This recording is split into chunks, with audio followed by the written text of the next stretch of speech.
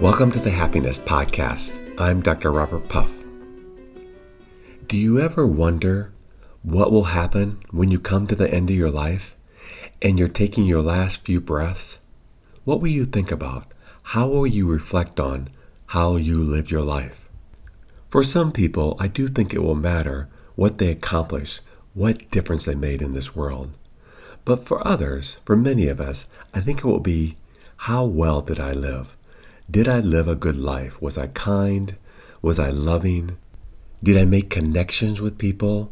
Was I giving back to the world and making the world a better place than I came into? Did I have a lot of memories that just brought me joy and happiness?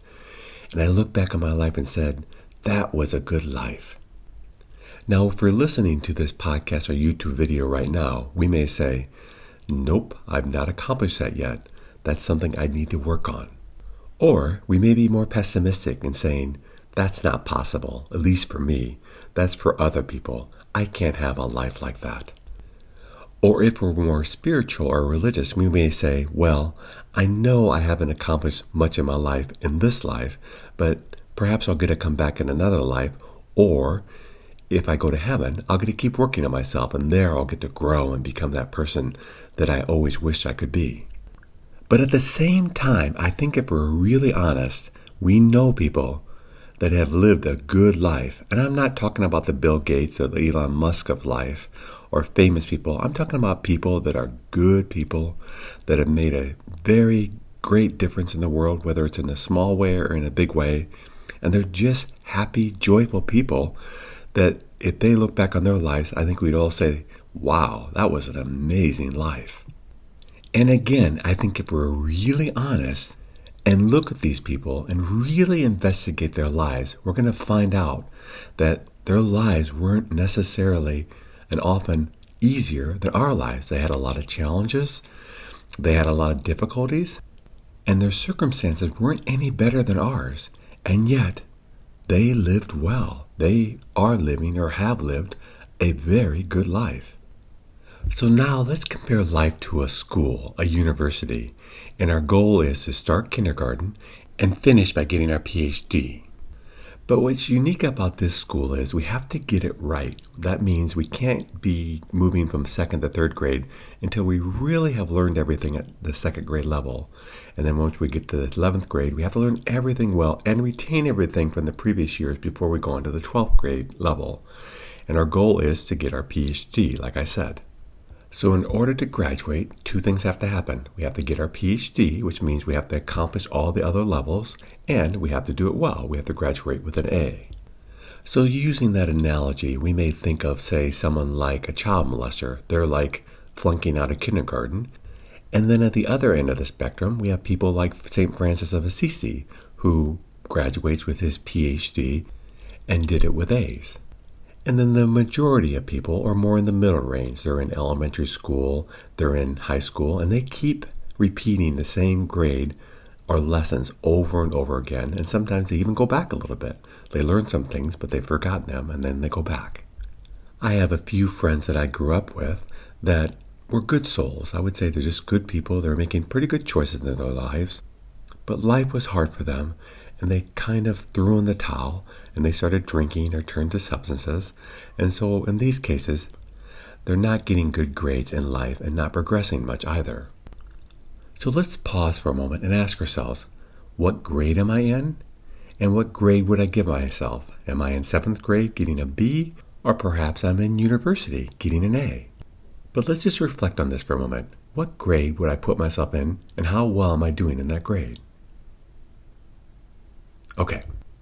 Now I'm going to say something very controversial. Some people aren't going to like it.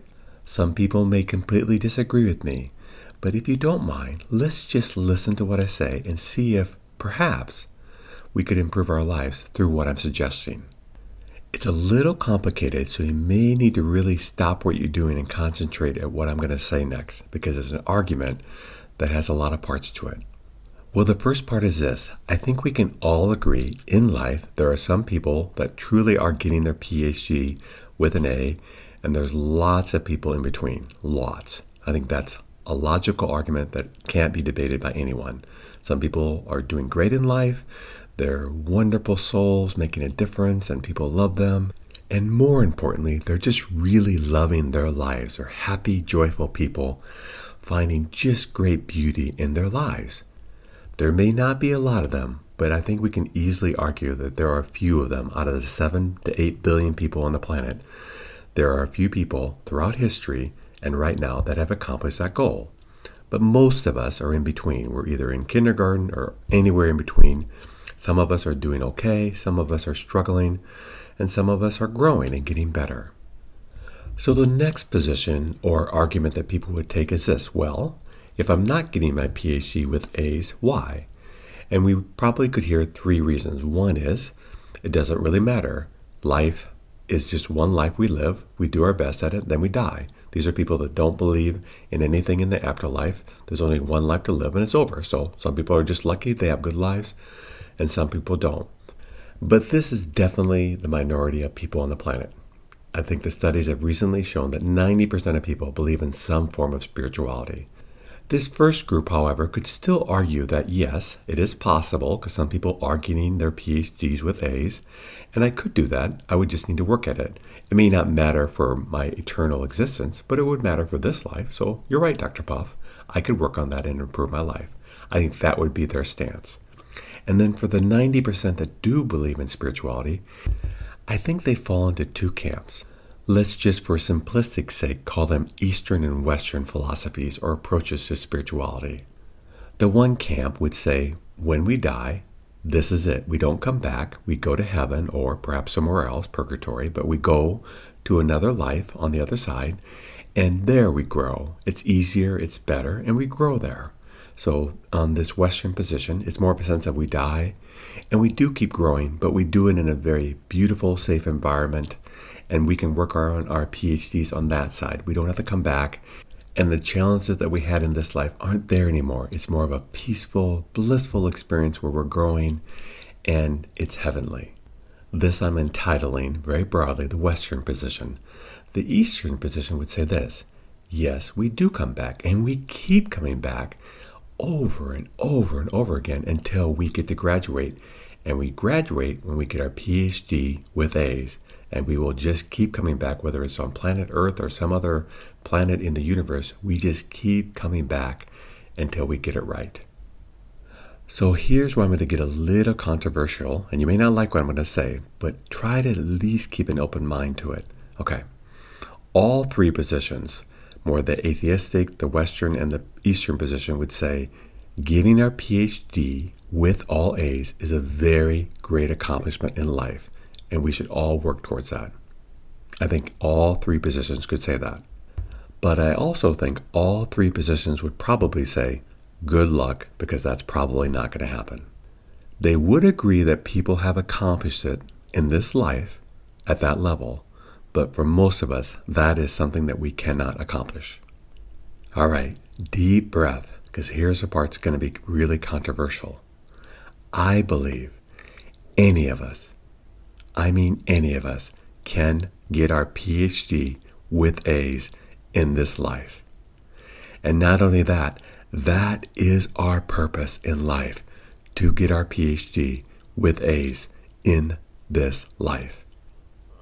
And do you know why I believe that? Because I have spent my life looking for these PhD A students, and I have found them all over the world in all types of circumstances. And when I find them, it's not because they're lucky. It's not because they have the right circumstances. It's not because of external things. The most wonderful thing about emotional and spiritual growth is that we can grow until we die. We can keep growing. We can keep getting happier and finding more joy in our life.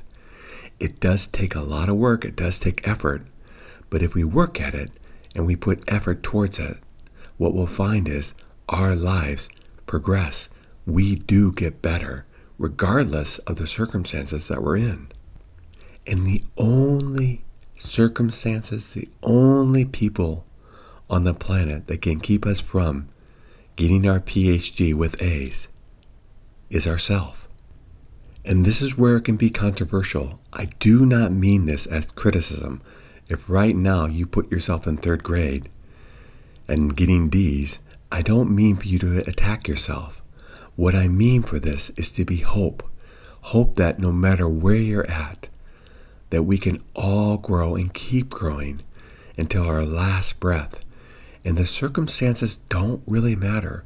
What matters is learning the skills to live joyfully, living with loving kindness right here, right now.